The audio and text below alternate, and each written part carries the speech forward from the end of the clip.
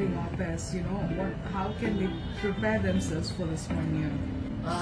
Well, I guess for my case, when Lucy emailed me that I have to go for this like certain day, I was like panicking already. Like I couldn't breathe because I thought I was ready, but then I'm not. I wanted to go home because I live from a province which is 8 hours away from Manila. And when I came to actually when they because my whole family it was like a grand feast, like a grand send off. My whole family, from my uncles to aunties, my whole cousin was there. Even my inner circle of friends were there at the airport. Actually, they thought of like bringing a huge banner like that. Yes, she told me. Just don't do that. So I actually convinced them not to do that. So when I was there already, it was so nice because it feels homey. I was still with them, so I actually don't feel any sadness at all, and I feel like okay, I'm prepared. I am motivated. I'll do this. But then when I am at the plane already, I was enjoying. It will be my actually first long haul flight. Then when the plane took off, I was like, can I go back? you will actually feel that. Yeah. But sometimes the big lesson that I learned from there was sometimes you actually just don't have a choice. There's no turning back. There is no turning back. You can't just say, please take me back. All you have to do is just adapt, I think. And just like earn the courage. I don't know how you'll find that because I mean we all have systems of progress, coping mechanism. All you have to do is just, no matter how like long it takes for you to be able to find that, but eventually You get that. yeah, you get it. And then I mean God will be sending you the right people eventually. You might like find the people that you can't get connection with, but eventually at the right place, the right time, the right moment, He will give it to you. I was very shocked when I had I landed. I actually first saw Shanti because I already see her face, and I thought it would be super awkward because we don't know each other. So that's the thing that I'm so much afraid of. Like, what if they don't like me? What if it feels awkward and then it gets awkward all throughout the year? But then suddenly when I went there and she recognized me, she gave me like a huge big open arms hug, and then she said, "Oh, welcome, I'm Shanti."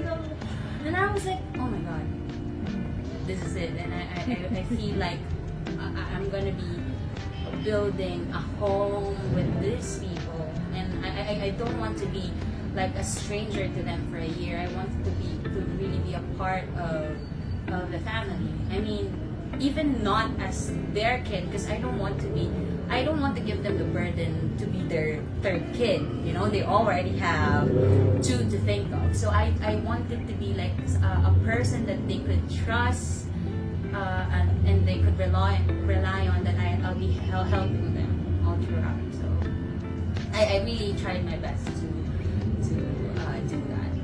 So from like not so good pancakes to making the pancakes every single day of the breakfast. I vividly remember the time like I was almost going home, and then I made this Japanese souffle pancakes for them, and then Yoris usually don't eat breakfast. He just have coffee and then bread. But then that day he wanted to taste the pancakes.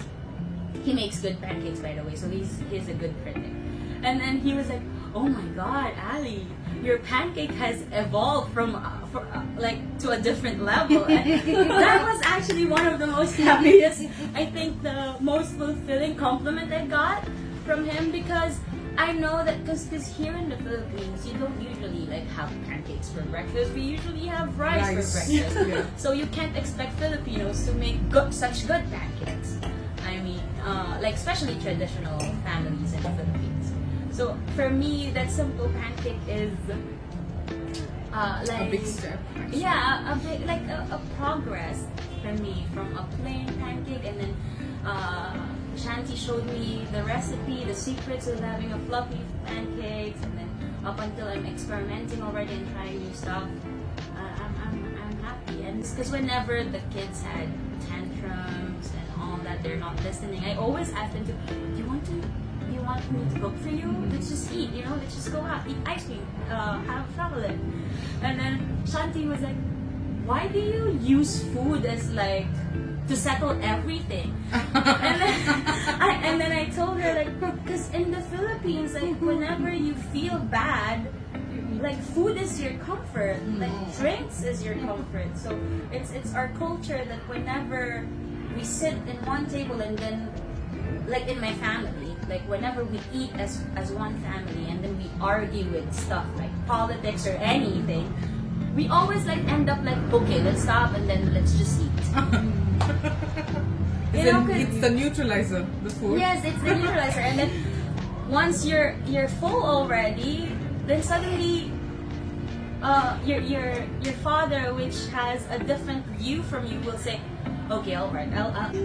So that's a culture of my family that I was able to bring in with the kids. So I think like whenever, especially when there are play dates, like sometimes they usually there are times when they wanted to go for a play date in our house because Ali cooks. so like my Ringo would actually, even he has an invitation, like, oh, let's go to Ringo, do you want to come with us? But then he will reverse it. Do you want to come in our house? Because we can make like profiteers or whatever he wanted. Yeah, they are also so it became my neutralizer, because I actually don't know how to speak Dutch. And then it's actually not that useful for me to learn it, because in the family they all speak good English. So they don't make me feel that I'm required to learn the language. So whenever there are other kids, I always ask Ringo to if they can speak in English when I'm around and not talk Dutch, just so I can understand. I also because one time I had this experience where they actually ran off, and I'm just so like I'm panicking that they might get lost or something might happen. So I was like almost crying. And then I actually told him, why do you have to do that? And then he said like, oh, because my friends really wanted they wanted their privacy, they wanted to play alone and all that. So I had to let him know that, it's okay, I understand that you wanted the time alone with your friends. I think you told me this. You Yeah. ran away. And then you were really worried. Yes, I'm very And worried. then you told because me and sent me a message. Here in the Philippines, you can't let like The Yeah. kids a off. kid go off Go off. without you. It's really different in the Netherlands. Be ready for like a slap to your to the elder ones if you lost a child. So, Yeah. like I'm very much worried, and then I just explained it to him that it's okay. It's okay for you to want your self time, your me time. Just let me be there. I will be like an air. You won't feel me. but let me be there. Let me know what you are doing. Speak in English, you and your friends, just so I can understand. Then tell me where you want to go. You can go by yourself, like 10 walks ahead, and then I'll be at the Behind back, you. behind you, or by your side. And then if you need something, just let me know. And then let's talk about it if it's possible, if we can make it happen. If not, then next time. And if we are able to secure a permission from your parents. And then it shocked me that upon talking to him calmly, it worked. I started to realize I'm like a stranger to my own country. Oh. Because you get to now feel like you develop this love for this other country, while wanting to maintain, of course, your love for your own, and then mix that together. And I completely Kaulayaw get it. happens. I completely It's a get fusion that. of what I learned from Amsterdam and the foods I love to eat here. Because it was your second home. It became your second It became home. my second home. That's right. Especially it was my first, and I think because I'm turning 26 already, it's my first and last opportunity, and I'm really glad I took it. It's the best thing. It's great.